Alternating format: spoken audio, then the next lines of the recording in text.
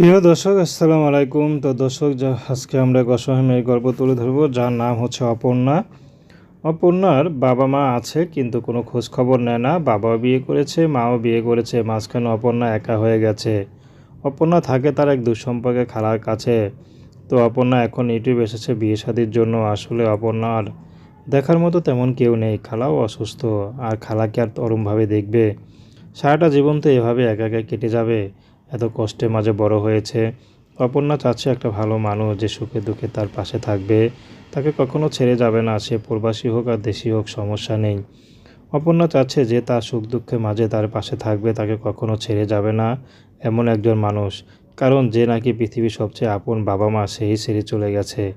তো এখন হচ্ছে একমাত্র স্বামীই ভরসা। যদি তেমন একজন মানুষ পায়, তাহলে সারা জীবন তার পাশে কেটে যাবে।